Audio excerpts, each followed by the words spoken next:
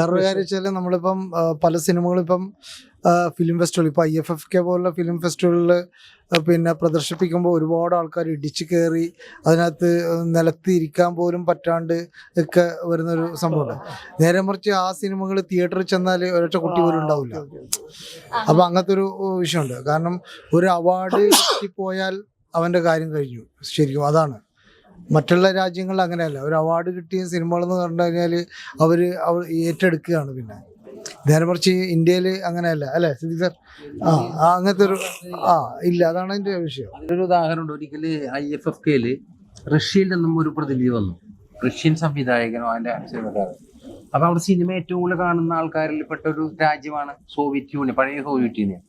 അപ്പം നമ്മുടെ ആൾക്കാർ ചോദിക്കണേ ഒരു കച്ചവടം, ഞങ്ങളാണ് ഏറ്റവും കൂടുതൽ സിനിമ ഉണ്ടാക്കുന്നത്, നിങ്ങളാണ് ഏറ്റവും കൂടുതൽ സിനിമ കാണുന്നത്, നമ്മൾക്കൊരു കൾച്ചറൽ ഒരു അണ്ടർസ്റ്റാൻഡിങ് ഉണ്ടാക്കിയാൽ ഈ സിനിമകളൊക്കെ അവിടെ കൊണ്ടുപോയി വിൽക്കാൻ പറ്റില്ല എന്ന് ചോദിച്ചു. അപ്പോൾ അവർ പറഞ്ഞൊരു ഉത്തരവുണ്ടത്, ഞങ്ങളുടെ നാട്ടിലെ സിനിമാ സാക്ഷരതയുള്ള ആൾക്കാരാണ്.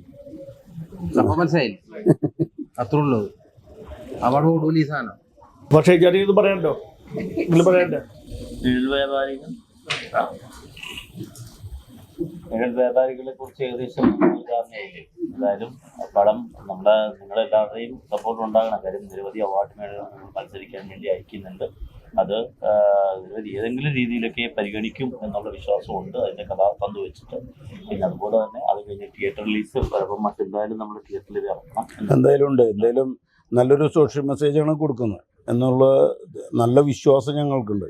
അപ്പോൾ പൊതുവെ ഇങ്ങനെയുള്ള മെസ്സേജ് കൊടുക്കുമ്പോൾ വിവാദങ്ങൾ ഉണ്ടാവാം. അപ്പോൾ അങ്ങനെ ഉണ്ടാകുമ്പോൾ നിങ്ങൾ ഞങ്ങളുടെ ഒപ്പം കൂടെ ഉണ്ടാവും. റീച്ചുകൾ ഇപ്പോൾ എന്തായാലും വിവാദങ്ങൾ ഉണ്ടാവുമ്പോൾ ഉണ്ടാവാൻ വേണ്ടിയിട്ടല്ല ഇവിടെ അത് മനസ്സിലാക്കാൻ വിവാദമാണെന്ന് നിങ്ങൾ പറഞ്ഞു കഴിഞ്ഞാൽ ആളുകൾ ഇപ്പം JSK ഇറങ്ങി വിവാദമായ സിനിമ കണ്ടു കഴിഞ്ഞാൽ ഞങ്ങൾക്ക് ഒരു വിവാദം തോന്നിയില്ല. അതേപോലെ നിങ്ങൾ വിവാദം എന്ന് പറഞ്ഞാൽ ചിലപ്പോൾ ആൾക്കാർ നല്ലതാണെങ്കിൽ ആ ഏറ്റെടുത്ത് പോകും.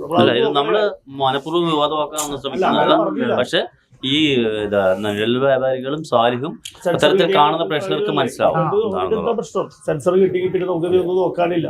ഈ രണ്ട് ചിത്രത്തിന്റെ കഥയും ഒന്നിനൊന്ന് ഭയങ്കര തീക്ഷ്ണമായ പ്രമേയമാണത്. ദേശീയവാർഡ് എന്നുള്ള രീതിയിലാണ് അവാർഡ് കിട്ടും.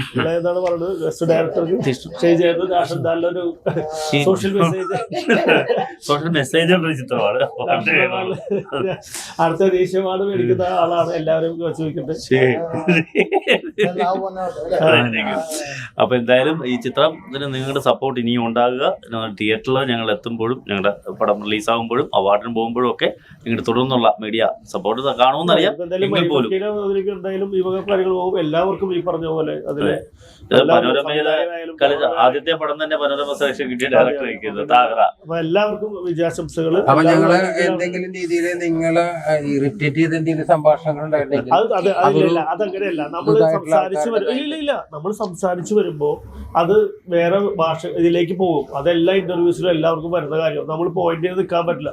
അതൊന്നുമില്ല. അത് നമ്മള് ചിലപ്പോൾ നിങ്ങൾക്ക് തോന്നിയാലും ഞങ്ങൾക്ക് തോന്നില്ല. കാരണം ഞങ്ങൾ ആങ്കർമാരാണ്. ഞങ്ങൾക്ക് തോന്നാൻ പാടില്ല. ഈ പത്രബോധത്തിലൂടെ വന്ന ഒരാളുണ്ട്.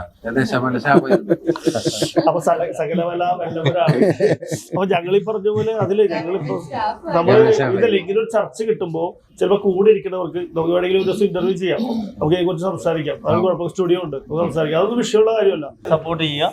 അതോടൊപ്പം തന്നെ എല്ലാവർക്കും ഓണാശംസകൾ.